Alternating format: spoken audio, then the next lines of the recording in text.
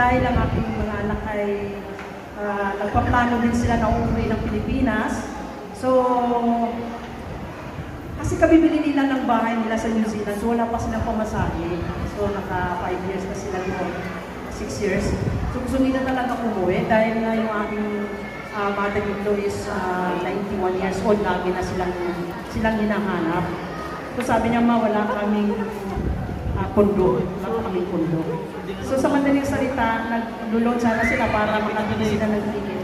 Hindi daw sila maka-approve. And then one day, nagtingin sila sa flights, nakakita sila ng mas mura, na-afford ng kanilang pera. So, ilan sila uuwi, uli, 6 sila. So, malaki-laking halaga yun kapag galing ka ng malayo.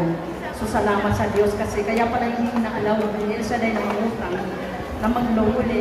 Kasi meron palang halagang mura lang na ticket na afford ng kanilang hawak na budget. So, si Elsa dahil talaga laging nandiyan para i-provide ang ating pagkailangan. At saka, nais ko rin magpasalamat, Brother Raymond, nabahabaan ko na. Kasi ako din, isa rin ako sa naglingkod, tinawag din ako ng Panginoon since 1993 sa dakong lugar na ito.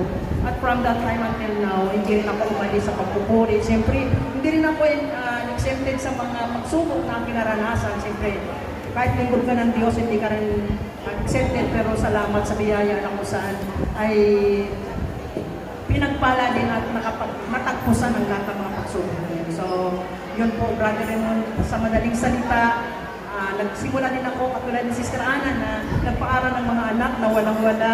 Pero sa imala ng Panginoon, ngayon hindi ko alam kung paano, yung 4 na bata, nakapagtapos din ng kolehiyo, at ngayon silang lahat ay awa ng Diyos. Di okay naman, pati ang aking mga apo, pinagpasalamat ko rin sa Diyos na lahat sila ay matatalino nung last nitong mga pupro sila nakakuha ng incident. So, yung ating paglilingkod, yung ating pagtalaga ng ating oras sa Panginoon ay hindi nasasayang. Amen? Amen. Kaya palakpakan natin ang Diyos na buhay.